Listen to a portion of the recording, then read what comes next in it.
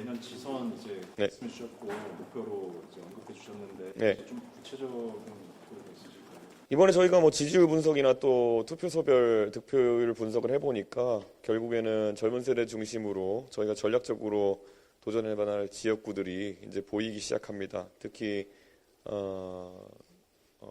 지방선거라고 하는 것은 기초의원부터 시작해서 저희 풀뿌리 조직을 만들 수 있는 좋은 기회이기 때문에 굉장히 전략을 짜서 이렇게 움직일 수 있도록 하겠습니다.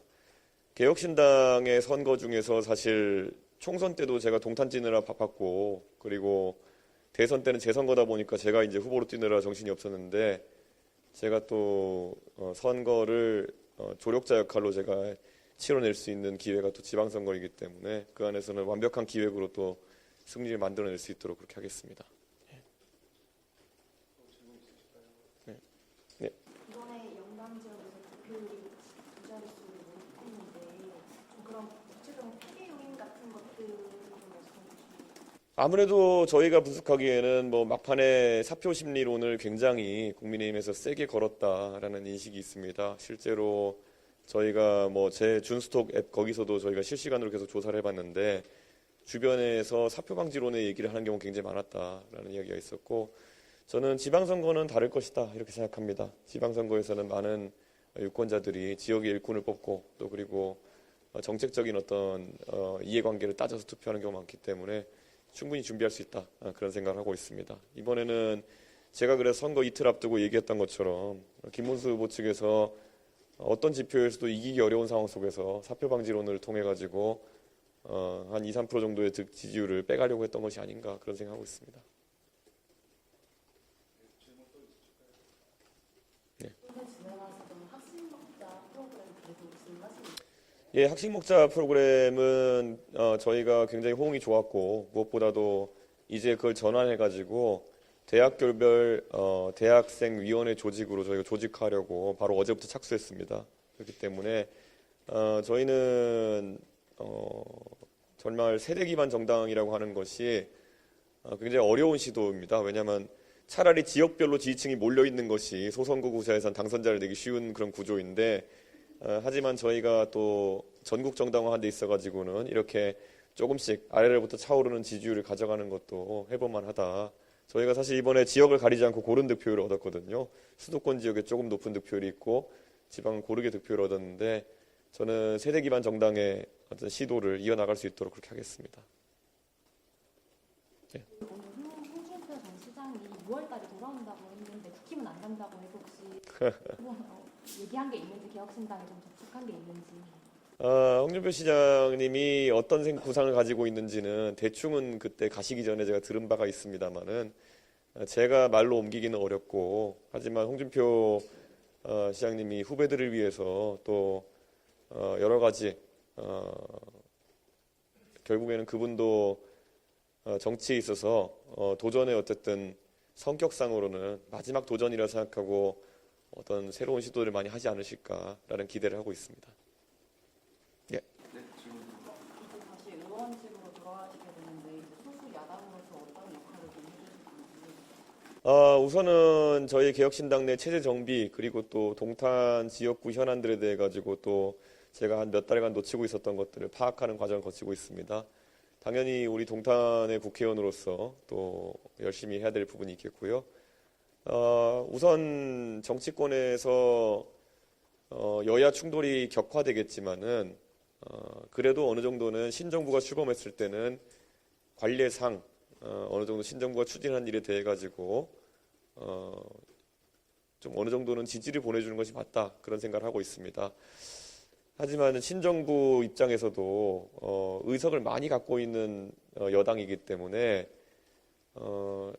제가 항상 강조하지만 선거법이나 아니면 사법체계나 국회법이나 이런 게임의 룰에 관한 부분을 변경할 때는 여야 합의를 통해 추진하는 것이 옳다. 저는 이렇게 생각합니다. 그래서 사법체계에 대한 무리한 변경이나 이런 것에 대해서는 개혁신당이 할 말을 하겠다. 이런 약속을 드립니다. 좀 존재감을 유지해 나가는 게 당장 숙제일 것 같은데, 야당으로서 국민의힘과 차별화하는 부분들을 어떻게 만들어 나갈지. 저는 국민의힘은 이번 대선 과정을 통해 가지고 이전 투구 양상이 얼마나 심하게 벌어지는지, 윤석열 대통령이 있을 때는 굴종적이었고 윤석열 대통령이 없을 때는 사실 이해가 안 가는 단일화 무쇠라든지 이런 것들이 좀 이해가 안 되는 모습을 많이 보였습니다. 근데 지금 선거에 지고 나서도 지도부가 퇴진하는 모습이라든지 아니면 차기 지도 체제에 대한 고민을 하는 과정 속에서 많은 이전 투구가 이미 일어나고 있고 또 그럴 것으로 예상됩니다. 그래서 저는 뭐 정치 집단이라는 게 항상 조용할 수는 없는 것이겠지만 저런 좀 퇴행적인 모습 보이는 것에 대해서는 유권자들이 좀 판단하셔야 되는 것이 아닌가 그런 생각을 합니다. 예. 예.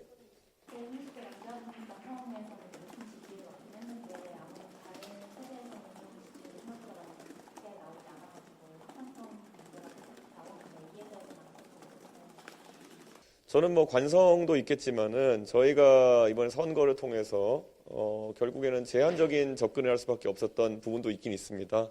아무래도 급하게 치러진 선거이기도 했고 또 선거 기간이 절대적으로 짧았습니다. 왜냐하면 3당의 후보가 선출되는 과정이 늦었고 후보가 선출된 다음에도 국민의힘이 때 아닌 무슨 한덕수 단일화 파동을 일으키면서 실제 선거 기간이 3주로 딱 제한되는 그런 상황이 발생했거든요. 저는 그 과정 중에서 저희가 많은 유권자들에게 접근하기 어려운 그런 한계가 있었다 이렇게 보고 있습니다. 그리고 뭐 당연히 조직 면에서 저희가 뒤처질 수밖에 없기 때문에 공약이나 이런 것들을 능동적으로 접근하는 온라인을 중심으로 한 젊은 세대와 좀 오프라인에서의 구전이나 이런 것을 중심으로 하는 기성세대 간에 저희가 접근법의 차이가 좀 있지 않았나 그런 생각을 합니다. 그런데 이런 것들도 저희가 당원 배가 운동 등을 통해 가지고 어느 세대도 놓치지 않고 체계적으로 전달될 수 있도록 하겠습니다. 이번에 호남에도 많이 이제 공을 들이셨는데 앞으로 좀 호남에 대해서 좀 해나가시죠. 뭐 호남 지역의 지지라고 하는 것은 저희가 어떤 선거에서 특정한 지지를 얻기보다는 제 스스로 정치해 나가면서 꾸준히 그 길을 이어가겠다는 그 자세로 보시면 될 것 같습니다. 그리고 호남 지역에서도 특히 광주에서도 조선대나 아니면 전남대 중심으로 해서 그 젊은 세대가 많이 위치한 그런 투표소들 같은 경우에는 저희가 상당한 지지를 얻었다 이렇게 말씀드리고요. 개혁신당은 계엄에도 떳떳하고 그리고 여러 가지 이재명 후보의 포퓰리즘적인 정책에도 떳떳한 정당이기 때문에 결국 이재명 정부가 흘러가면 흘러갈수록 보이는 한계점들이 있어가지고 또 유권자들이 역시 개혁신당이 옳았구나라고 생각하실 지점들이 있을 것이다 이렇게 판단하고 있습니다. 전당대회 어떻게 좀 계획이 나왔습니까? 지금 앞으로? 뭐 그거야 지도부가 판단할 사안이지만요. 전당대회가 저희가 지난 총선 이후에도 원내중당 등에 가장 빠르게 정비를 마친 것처럼 이번에도 빠른 시점 내에 저희가 정비를 마쳐야 된다는 공감대가 좀 있습니다. 그래서 빠르게 추진하겠습니다. 당대표 이렇게 지방선거를 하는 데 있어가지고 제가 만약에 책임을 져야 한다면 회피하지 않겠습니다. 그리고 무엇보다 당원들께서 어떤 판단을 하시는지 좀 들어보겠습니다. 이번 선거에서 아쉬운 점으로 그 3차 토론의 발언이 꼽히기도 했는데 다시 돌아간다고 해도 그런 발언은 저는 솔직히 말씀드리지만 그때 완화했음에도 불구하고 그 정도로 불쾌감을 느끼실 분들이 있는지는 제가 예측하지 못했습니다. 그래서 돌아간다면 그렇게 하지 않겠죠. 이것을 알고 간다면은. 근데 뭐 당연히 후보의 검증 차원에서 나올 수 있었다 이런 얘기를 생각하고요. 앞으로 그럼 표현할 때 조금 더 순화할 수 있도록 하겠습니다.